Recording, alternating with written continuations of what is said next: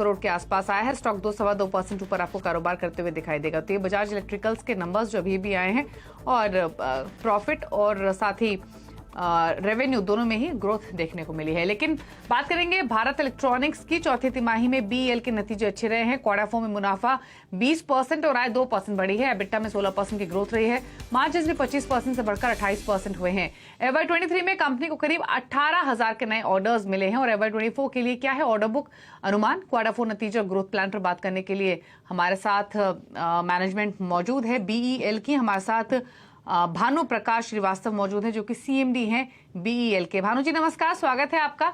तो नंबर्स तो आपके इस क्वार्टर में अच्छे रहे हैं, लेकिन की हाइलाइट्स या फिर कुछ की मैट्रिक्स जो आप मेंशन करना चाहेंगे? हमने जो भी गाइडेंस दिया था आप सभी लोगों को कि 15% ग्रोथ हम टारगेट कर रहे हैं रेवेन्यू में, एबिटा मार्जिन 21 to 23% और ऑर्डर बुकिंग 20,000 करोड़। सो तीनों हमने मीट किए। हमारा जो ग्रोथ रहा रेवेन्यू का 15.21% रहा। 17,333 करोड़ हमने सेल्स बुक किया, एग्जीक्यूट किया। सिमिलरली हमारा जो एबिटा मार्जिन रहा है 23.35% और हमारी ऑर्डर बुकिंग है 20,690 करोड़ की। सो इन तीनों फैक्टर्स पर हमने जो गाइडेंस दिया था उसको हमने मीट किया। ओके भानु जी, एक चीज और बताइए, अभी जो प्रेजेंट ऑर्डर बुक है कंपनी की वो कहाँ है? यहाँ से ऑर्डर इनफ्लोज कैसे हैं? और जो ऑर्डर इनफ्लोज आपको एक्सपेक्टेड है उनमें आप किस तरीके के मार्जिन्स एक्सपेक्ट कर रहे हैं? किस तरीके के मार्जिन्स आपको मिलेंगे? अभी तो 60,690 करोड़ का हमारा ऑर्डर बुक था 1 अप्रैल 2023 को, और इस साल रफली हम टारगेट कर रहे हैं 20,000 करोड़ प्लस का ऑर्डर बुकिंग होना चाहिए। और मार्जिन सिमिलर रेंज में रहेंगे। हर प्रोडक्ट में सब सेम मार्जिन नहीं रहता है, किसी में कुछ कम होता है, किसी में कुछ ज्यादा होता है, बट ओवरऑल इस रेंज में हम मार्जिन मेंटेन करके रखेंगे। अच्छा, एक्सपोर्ट सिचुएशन कैसी है बीईएल की?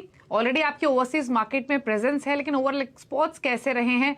और कुछ एक्सपेंशन के भी प्लान्स हैं क्या? कुछ और मार्केट्स आप एक्सप्लोर कर रहे हैं क्या? हाँ, हम नए मार्केट को एक्सप्लोर कर रहे हैं, बहुत एग्रेसिवली एक्सपोर्ट कर रहे हैं, बट एक्सपोर्ट ऑर्डर्स में भी टाइम लगता है। हम बहुत सारे जो एग्जीबिशंस हैं उनको अटेंड कर रहे हैं, चाहे ब्राजील हो, मैक्सिको हो, मलेशिया में हम पार्टिसिपेट कर रहे हैं। कई जगह हमने अपने ऑफिसेज भी खोले हैं, जैसे ओमान में, श्रीलंका में, इन जगहों पर, वियतनाम में हमारा ऑफिस है। तो हम एक्सप्लोर कर रहे हैं, एग्रेसिवली एक्सप्लोर कर रहे हैं कि कैसे एक्सपोर्ट को बढ़ाया जाए। गवर्नमेंट की पॉलिसी भी यही है, गवर्नमेंट भी बहुत हेल्प कर रही है, इनकरेज कर रही है। गवर्नमेंट के भी जो डेलीगेशंस जाते हैं उसमें वो स्ट्रेस कर रहे हैं इंडिया को as a exporter of defence products, तो उसका भी फायदा मिल रहा है। तो लास्ट ईयर भी देखिए हमने 48 मिलियन किया था। इस साल हमारा टारगेट है कि एटलीस्ट इसको डबल किया जाए, क्लोज टू $100 मिलियन का एक्सपोर्ट किया जाए। तो एक तो इन कंट्रीज को एक्सपोर्ट करने का होता है, दूसरा हम जो ग्लोबल प्लेयर्स हैं जिनको कि इंडिया से ऑर्डर्स मिले हैं उनका कुछ ऑफसेट ऑब्लिगेशंस होता है, तो उसके लिए भी वो इंडिया में मैन्युफैक्चरिंग कराना चाहते हैं। तो इलेक्ट्रॉनिक फील्ड में हमारा मैन्युफैक्चरिंग सेटअप भी बहुत अच्छा है, तो उनको भी हम सप्लाई करते हैं। जैसे थैलस को हम टीआर मॉड्यूल सप्लाई करते हैं। अभी एयरबस को हम सप्लाई करेंगे C295 के ऑफसेट्स के लिए कुछ आइटम्स, तो वो भी एक एरिया होता है एक्सपोर्ट करने का। तो दोनों मिला करके एक्सपोर्ट हमारा प्रायोरिटी एरिया है और गवर्नमेंट की जो एक्सपेक्टेशंस है उसको हम पूरा करने की कोशिश करेंगे।